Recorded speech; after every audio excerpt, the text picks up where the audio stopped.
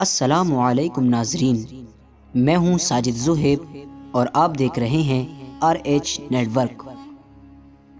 آج اس ویڈیو میں ہم اجمیر شریف کی تاریخ کے بارے میں بات کریں گے اور ساتھ میں یہ بتائیں گے کہ اجمیر شریف جو کہ اپنے وقت کا سب سے بڑے مندر ہوا کرتا تھا، وہ ایک فقیر کی درگاہ کیسے بن گیا۔ اجمیر میں اس وقت ایک مندر ہوا کرتا تھا جو اجمیر کا سب سے بڑا مندر تھا، اور وہ مندر صرف راجاؤں اور رانیوں کی عبادت کے لیے خاص ہوا کرتا تھا۔ مندر کے ساتھ ہی ایک تالاب تھا جس کا نام اناساگر تھا۔ ہندو اس تالاب کے پانی کو انتہائی برکت والا خیال کیا کرتے تھے۔ ان کا عقیدہ تھا کہ جو اس تالاب میں غسل کر لے اس کے سب گناہ ختم ہو جاتے ہیں۔ اس مندر میں رات کو اتنی کثیر تعداد میں چراغوں کو جلایا جایا کرتا تھا کہ صرف ایک ہی رات 3.5 من تیل ان چراغوں میں استعمال ہوتا تھا۔ آس پاس کے دیہات مندر کے نام تھے اور ان دیہاتوں کی آمدنی ان مندر پر خرچ ہوا کرتی تھی۔ مندر میں ہزاروں نوکر تھے جن کا کام آنے والوں کی رہنمائی کرنا تھا، اور وہ بتایا کرتے تھے کہ کون سا خدا بیٹے عطا کرتا ہے، کون سا دیوتا صحت اور تندرستی کا مالک ہے، اور کس مورتی کی پوجا کرنے سے دولت مہربان ہوتی ہے۔ خواجہ غریب نواز رحمۃ اللہ علیہ اس مندر میں تشریف لائے اور اناساگر سے کچھ فاصلے پر چٹائی بچھا کر اپنے مریدوں کے ساتھ بیٹھ گئے۔ عصر کا وقت تھا، لہٰذا آپ خواجہ صاحب نے حضرت قطب الدین رضی اللہ تعالیٰ عنہ سے اذان دینے کو کہا۔ کفر و شرک سے بھرے اجمیر میں اللہ کی وحدانیت اور حضرت محمد صلی اللہ تعالیٰ علیہ وسلم کی رسالت کا یہ پہلا اعلان تھا۔ وہاں رہنے والے لوگ اسلام سے پورے طور پر لا علم تھے، چنانچہ اذان کی آواز سن کر وہ حیران ہوئے اور اپنے گھروں سے نکل کر سب مسافروں کو دیکھنے لگے اور اناساگر کے پاس بھیڑ لگا لی۔ ان مسافروں نے اناساگر کے پانی سے وضو کیا اور نماز پڑھنا شروع کر دیا۔ سب ہندو حیران رہ گئے۔ وہ سوچ رہے تھے کہ سب بھگوان تو مندر کے اندر ہیں، تو یہ لوگ پاس میں کھڑے ہو کر کون سے بھگوان کو سجدہ کر رہے ہیں۔ شام ہوئی تو راجا کے اونٹ جو دن میں چرنے کے لیے گئے تھے اپنے چرواہوں کے ساتھ واپس آنے لگے۔ اتفاق کی بات تھی کہ جہاں حضرت خواجہ صاحب بیٹھے ہوئے تھے وہ جگہ راجا کے اونٹوں کے بیٹھنے کی جگہ تھی۔ چرواہوں نے بابا صاحب سے کہا کہ او بابا صاحب، یہاں سے اٹھیے کیونکہ یہ جگہ بادشاہوں کے اونٹوں کے بیٹھنے کی جگہ ہے۔ خواجہ صاحب نے فرمایا، اتنا میدان خالی پڑا ہے، اونٹ تو کہیں بھی بیٹھ جائیں گے، کیوں بے وجہ مسافروں کو تنگ کرتے ہو۔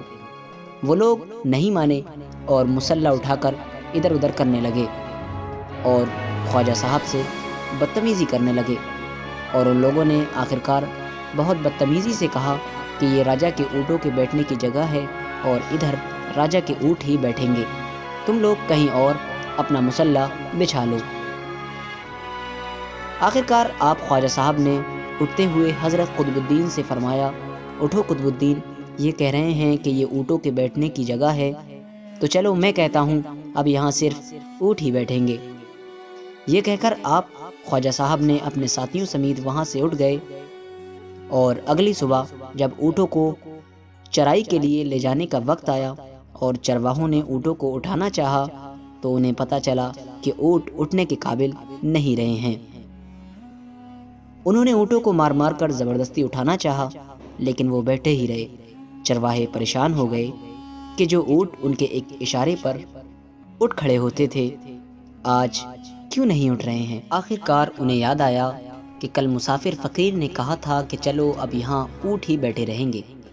لوگ اکٹھا ہونا شروع ہو گئے۔ کوئی کہہ رہا تھا کہ فقیر کوئی بڑا جادوگر ہے، کسی کا خیال تھا کہ وہ کوئی بھگوان کا نیا اوتار ہے۔ بات راجہ پرتھوی راج چوہان تک جا پہنچی کہ ایک مسافر نے راجہ کے اونٹوں پر جادو کر دیا ہے۔ راجہ نے حضرت خواجہ معین الدین چشتی کو پیغام بھیجا کہ تم کیسے فقیر ہو جو بے زبانوں کو باندھ رکھا ہے، یہ بیچارے بھوک اور پیاس سے مر جائیں گے، اس لیے مہربانی کر کے اپنا جادو واپس لے لو۔ خواجہ صاحب نے فرمایا، ہم مسلمان ہیں اور مسلمان بد دعا نہیں کرتے اور نہ جادو کرتے ہیں، جاؤ اونٹ جس کے حکم سے بیٹھے تھے اسی کے حکم سے کھڑے ہو جائیں گے۔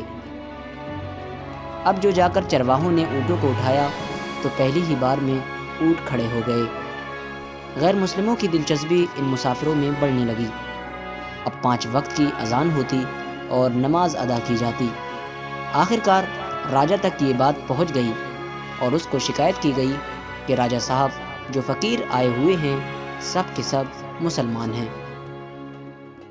5 وقت اذان دیتے ہیں اور ہمارے پوتر تالاب کو ہاتھ منہ دھو کر گندا کرتے ہیں، ہمارے دھرم کے خلاف باتیں بھی کرتے ہیں اور کہتے ہیں یہ مورتیاں پوجنے کے قابل نہیں، یہ تو محض ایک پتھر ہیں، اس لیے انہیں یہاں سے اٹھا لیا جائے۔ راجہ پرتھوی راج چوہان نے فقیروں کو پیغام بھجوایا کہ تم لوگ گوشت کھاتے ہو، ہمارے دھرم کے خلاف بولتے ہو، اور تو اور ہمارے پاک تالاب کو اپنے ہاتھ منہ دھو کر ناپاک کرتے ہو، جو ہم قطعی برداشت نہیں کر سکتے، اس لیے تمہارے لیے یہ بہتر ہوگا کہ تم یہاں سے چلے جاؤ۔ خواجہ صاحب نے فرمایا، اور بھی تو دنیا آتی ہے، صرف ہمارے ہی پانی لینے سے آخر کار کیا فرق پڑ جائے گا؟ راجہ کہنے لگا، وہ سب ہمارے دھرم اور ہمارے مذہب کے لوگ ہیں اور تم دوسرے دھرم کے ہو، آئندہ تم لوگوں نے تالاب کو ناپاک کیا تو ہم سختی سے پیش آئیں گے۔ خواجہ صاحب نے حضرت قطب الدین رضی اللہ تعالیٰ عنہ سے فرمایا، قطب الدین، شاید یہ لوگ آئندہ ہمارے پانی لینے پر کوئی فساد کھڑا کریں گے، جاؤ ایک مشک پانی لے آؤ۔ حضرت خواجہ قطب الدین بختیار کاکی نے فرمایا، چلیے ہم اپنا پیالہ بھر لیتے ہیں۔ ان لوگوں نے ان کو پیالہ بھرنے سے انکار کر دیا، لیکن پھر بعد میں جا کر وہ لوگ اس شرط پر مان گئے کہ تمہارے جسم پانی سے نہ چھوئے تو ہم یہ پیالہ تم کو بھرنے دیں گے۔ محترم ناظرین، حضرت خواجہ قطب الدین رضی اللہ تعالیٰ عنہ تالاب کی سیڑھیوں پر جا بیٹھے اور اپنے پیالے کو پانی میں ڈبو دیا۔ جب وہ پیالہ بھر گیا تو حضرت خواجہ قطب الدین رحمۃ اللہ علیہ نے وہ پیالہ اوپر کھینچ لیا، لیکن پھر کیا تھا، جب وہ پیالہ پانی سے باہر آیا، انا ساگر کا سارا پانی خشک ہو گیا تھا اور انا ساگر کی تہ میں خشک ریت اڑنے لگی تھی۔ گویا ایسا معلوم ہو رہا تھا کہ سارا انا ساگر اس چھوٹے سے پیالے میں بند ہو گیا ہے۔ انا ساگر کا خشک ہونا تھا کہ پورے اجمیر میں کوہرام مچ گیا، گلیوں محلے میں چیخو پکار اور آہوں کی آوازیں شروع ہو گئیں۔ وہ لوگ رو رہے تھے اور یہ کہہ رہے تھے کہ جو گناہوں کی گٹھریاں ہم لاتے تھے اور انا ساگر میں نہا کر ان گناہوں سے چھٹکارا پا لیا کرتے تھے، اب ہم کیا کریں گے؟ اب ہم گناہوں کا بوجھ کہاں لیے پھریں گے؟ سارے علاقے میں یہ خبر پھیل گئی کہ مسافر فقیر نے جادو کے زور سے انا ساگر کو خشک کر دیا ہے۔ محترم ناظرین، جانتے ہیں آگے کیا ہوا؟ آگے ہوا یہ کہ راجہ پرتھوی راج چوہان ایک نئی موجودہ صورتحال سے بہت پریشان ہوا۔ اس نے اپنے وزیروں کو بلایا، سب سے یہی کہا کہ فقیر یا تو جادوگر ہے یا پھر واقعی کوئی کامل فقیر ہے۔ ساتھ ہی ان کی پریشانی بڑھ گئی کہ اجمیر کی رونق تو انا ساگر کے دم سے تھی، اس کی وجہ سے لوگ دور دور سے اجمیر آتے تھے اور اپنا ایمان تازہ کر کے لوٹ جایا کرتے تھے۔ انا ساگر کے خشک ہو جانے سے ہندو دھرم کو سخت دھکا لگے گا اور یہ بڑی شرمناک بات تھی۔ آخر کار یہ کہا گیا کہ فقیر سے بات کی جائے کہ آخر وہ فقیر چاہتا کیا ہے۔ اگر وہ کوئی ایسی بات چاہتا ہے جو ہم کو تسلیم ہو تو پھر ہم اس کی بات کو مان لیتے ہیں اور اس سے معافی مانگ لیتے ہیں۔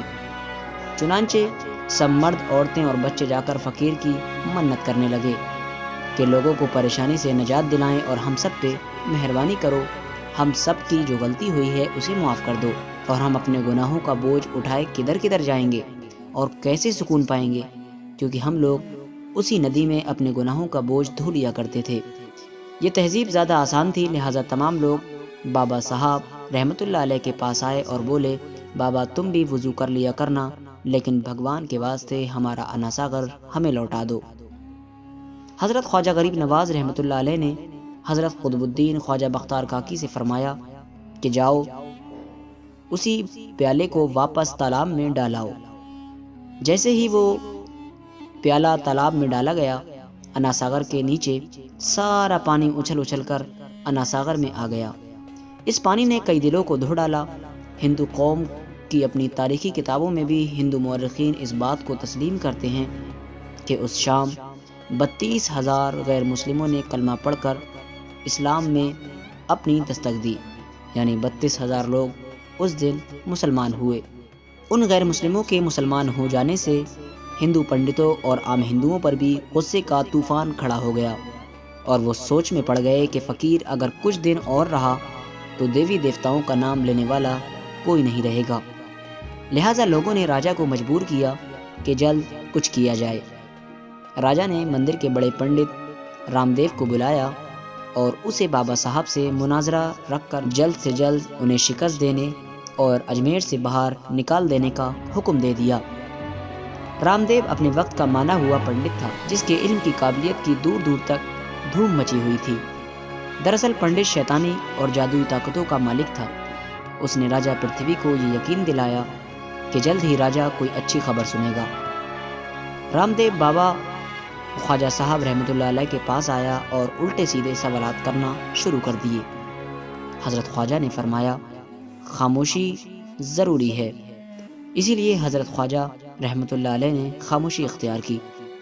جب رام دیو نے حد سے بڑھ کر شور مچانا شروع کر دیا تو حضرت خواجہ غریب نواز نے اس کی طرف آنکھ اٹھائی اور مسکرا کر فرمایا، رام دیو، تو شور مچا رہا ہے اور میں تیرے ماتھے پر ایمان کا نور چمکتا ہوا دیکھ رہا ہوں۔ بس اتنا کہنا تھا، نہ جانے کیا کرشمہ ہوا۔ دیکھتے ہی دیکھتے بابا رام دیو قدموں پر گرا اور روتے ہوئے بولا، بابا صاحب، جس دھرم کے تم ہو اس دھرم میں مجھے بھی شامل کر لو۔ سب لوگ جو مناظرہ دیکھنے آئے تھے سب حیران ہوئے، اور بابا رام دیو جو بابا کو شکست دینے آیا تھا خود ہی مسلمان ہو گیا۔ تاریخ کی کتابیں بھری پڑی ہیں کہ حضرت خواجہ غریب نواز وہ واحد بزرگ ہیں جنہوں نے 90 لاکھ غیر مسلموں کو مسلمان کیا۔ صدیاں بیت گئیں لیکن آج بھی خواجہ غریب نواز کا ڈنکا ویسے ہی بج رہا ہے۔